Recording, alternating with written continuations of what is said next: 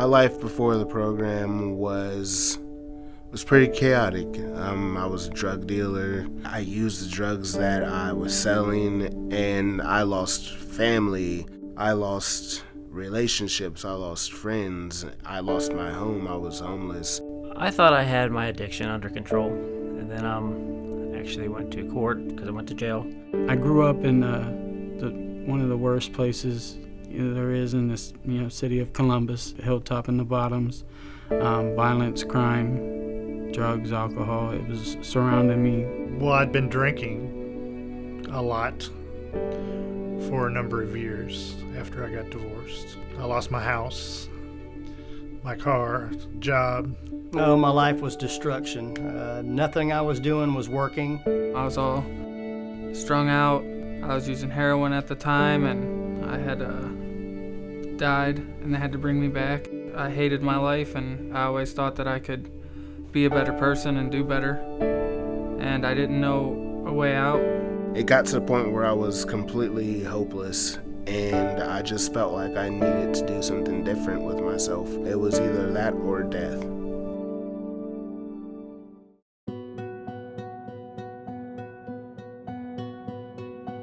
My name is Dennis Kerr. I'm the president and founder of Hope Through Housing.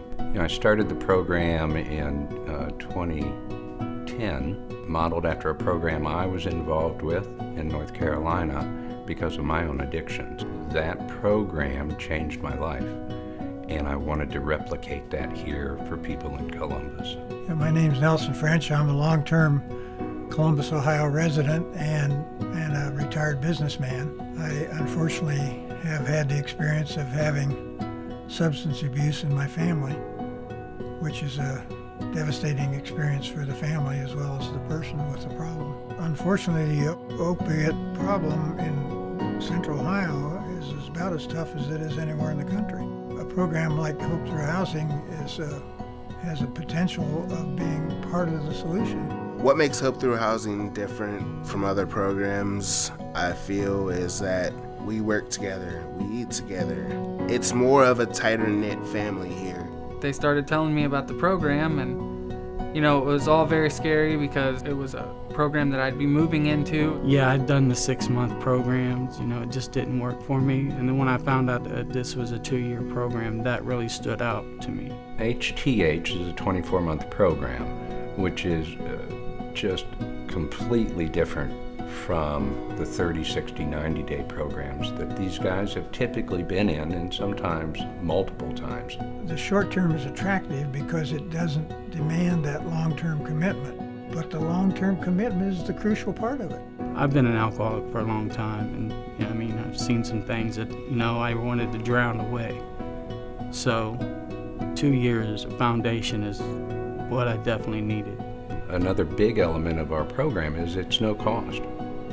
There is no cost to the resident to be part of it, and we provide everything they need while they're with us. Food, clothing, housing. If you were to ask me something, I'd probably say we provide it.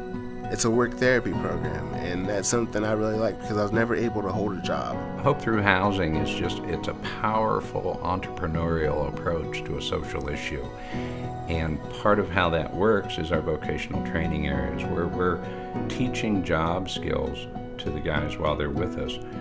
But that's also generating revenue for our program. We'll generate roughly 65% of our own operating needs while teaching valuable skills to the guys in the program. And then the rest we rely on individuals, corporations, and foundations to support our mission and our cause. One of our vocational training areas is a lawn care service, and we do residential and commercial, and we're a full-service company where it's not just mowing grass. We do aerating, seeding, bed cleanup, mulching. We're truly a full-service lawn care company. Like our lawn care company being full-service, so is our market.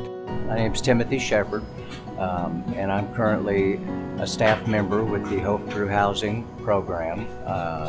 I'm in charge of vocational training and business development here at HTH, and one of the main businesses that I take care of and the residents help me run is our farm market here in in Linworth. Over 95% of the product we have in there is from Ohio, and we really strive to do local, whether it's meats, baked goods, and obviously produce.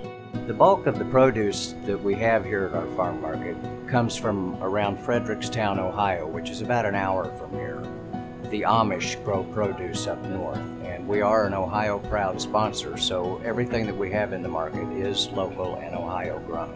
I came up with an idea of doing a mobile farm market as another outreach for us, as another way to get out into the community who and what we are, and a way to bring fresh local produce right to their front door. We go to highlights for children. We go to the Ohio Bar Association, Sanctuary at Tuttle Crossing, which is an elderly facility. So we go to places where they can't exactly get to us to buy fresh produce, and they really seem to enjoy it. Another piece of what we do is construction. You know, there's such a need for quality people in that industry right now. We're now starting to flip houses, so I want to teach new guys a trade. So when they leave here, they don't have anything on their shoulders.